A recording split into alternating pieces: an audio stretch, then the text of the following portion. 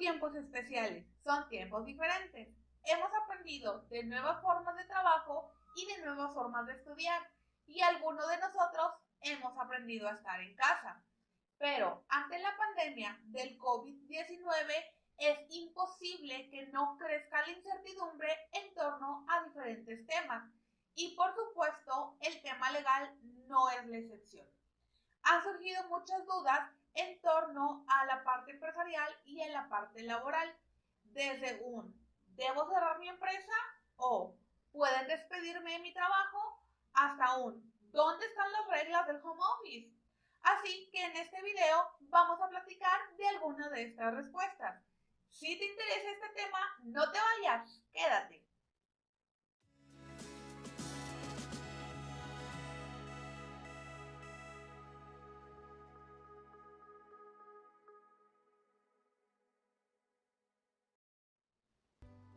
Hola colegas, ¿cómo están? Bienvenidos, bienvenidas una vez más a nuestro canal. Yo soy Natalie Gómez del Río y hoy vamos a hablar de las consecuencias laborales del COVID-19.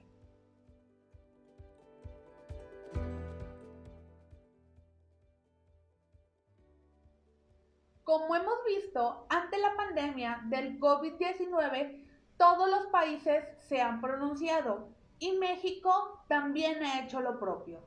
A través de la Secretaría de Salud han emitido una declaratoria de emergencia sanitaria por causa de fuerza mayor. Y junto con esta declaratoria se emitieron una serie de medidas y recomendaciones que todos nosotros debemos seguir. Todo con la finalidad de evitar que se siga propagando este virus. Ahora, con estas medidas, una de las que más ruido ha causado es la suspensión de toda actividad no esencial en los tres sectores: privado, público y social.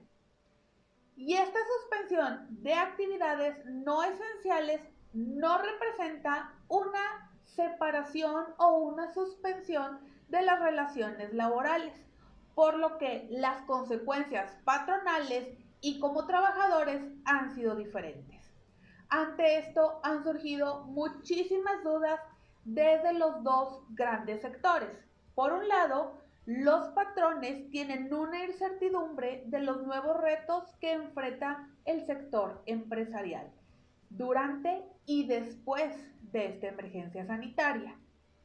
Y por el otro lado, tenemos a los trabajadores que también se siguen preguntando hasta cuándo podrán seguir consiguiendo el sustento diario para sus familias. De tal forma que rondan muchas preguntas en el aire. En este sentido, el tema de las consecuencias laborales ante el COVID-19 lo vamos a abordar desde 4 ejes. Número 1, la suspensión de actividades presenciales. 2, los salarios. 3, la rescisión o prescindir de los trabajadores. Y número 4, ¿qué pasa con el home office o el trabajo en casa? En el punto número 1, la suspensión de actividades. Aquí hay una interpretación literal de la medida. Es decir, no le podemos dar la vuelta a esta medida surgida con la emergencia sanitaria.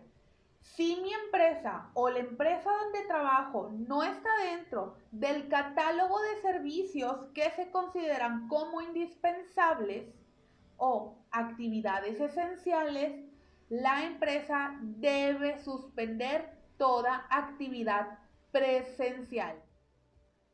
Pero, ¿qué pasa si no estoy dentro de estas actividades esenciales y aún así no cierro mi empresa o la empresa donde trabajo no cierra y me veo en la necesidad de ir a trabajar? Bien, con todas estas quejas que han surgido al respecto, la Secretaría de Trabajo y Previsión Social, en conjunto con la Secretaría de Salud, el 3 de abril emitieron un acuerdo en el que se daban las reglas para las inspecciones extraordinarias de los centros de trabajo que se presumen que siguen trabajando en una aparente normalidad. Estas inspecciones extraordinarias solo se pueden realizar cuando exista una denuncia. ¿Y quién puede denunciar? Todos lo podemos hacer, desde el trabajador, los familiares o cualquier persona que tenga conocimiento de esto.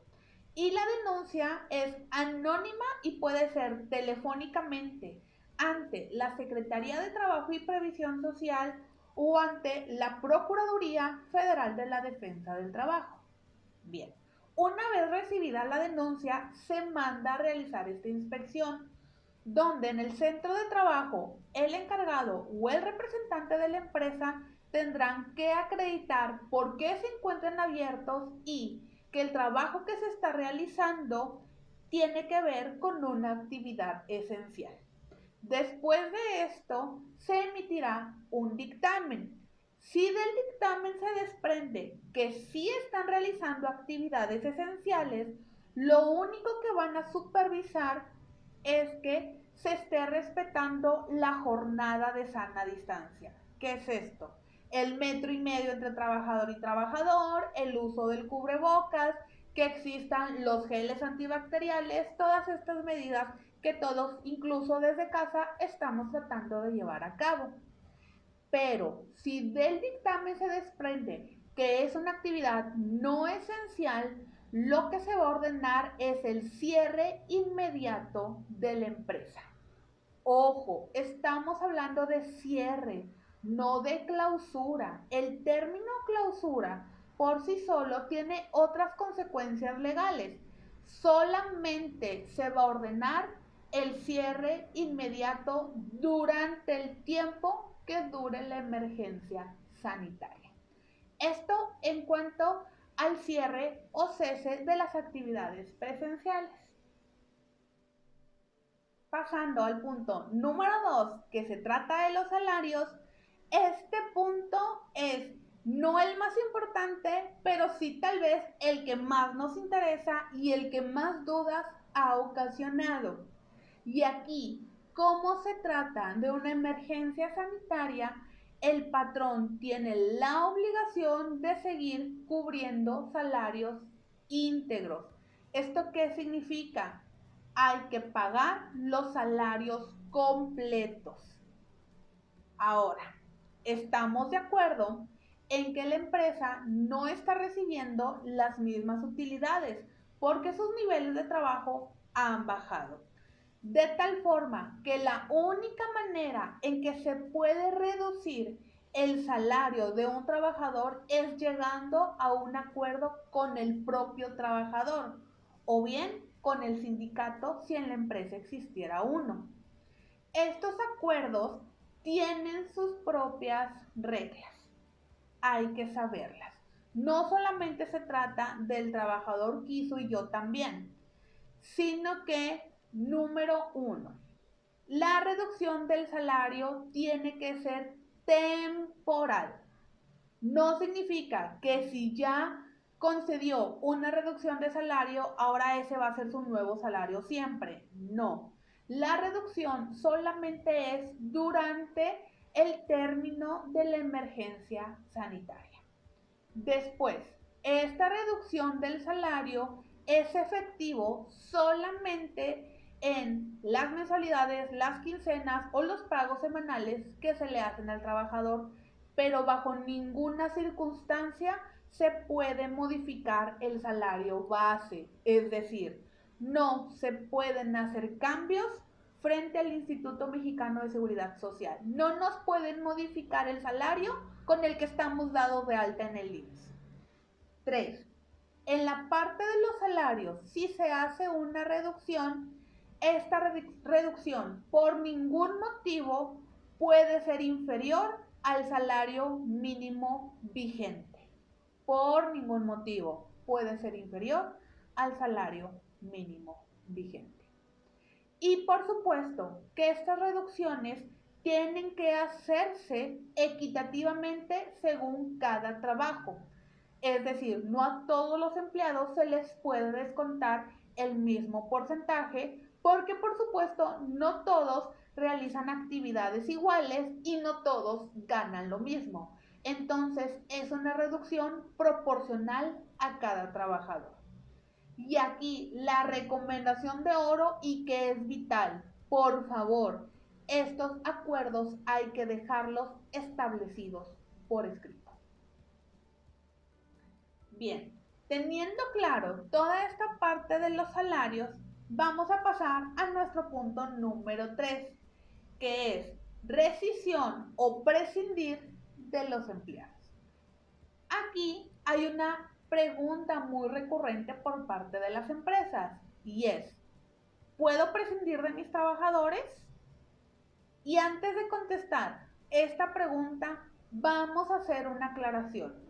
Una cosa es rescindir y otra cosa es prescindir. Por favor, rescindir se trata de terminar una relación laboral, mientras que prescindir se trata de un despido que hace el patrón hacia el trabajador. Ahora, en la parte de la rescisión, la respuesta es sí. Sí podemos rescindir relaciones laborales, porque aún y con esta pandemia y con esta emergencia sanitaria, nadie está obligado a quedarse en un mismo lugar de trabajo. Las rescisiones de trabajo normalmente son de manera voluntaria y se hacen a través de una carta de renuncia, en cuyo caso el trabajador tendrá que recibir una liquidación completa. Pero si la pregunta va tendiente a prescindir de los trabajadores, estamos hablando de un despido. Y aquí la respuesta es no.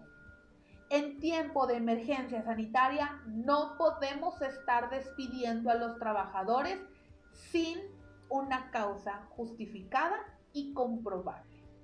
Si solamente se despiden por esta cuestión de la emergencia sanitaria, estamos hablando de un despido injustificado, en cuyo caso el trabajador, por supuesto que tendrá el derecho de acudir ante la autoridad laboral y en su caso recibir los 3 meses de indemnización, más una prima de antigüedad, más todas las prestaciones legales y superiores a la ley que pudiera tener.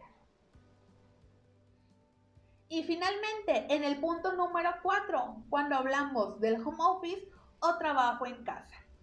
Aquí la Ley Federal del Trabajo no contempla una regulación del trabajo en casa, pero se le está homologando o se están tomando en consideración las figuras más parecidas que sí existe, que esto es el trabajo a domicilio.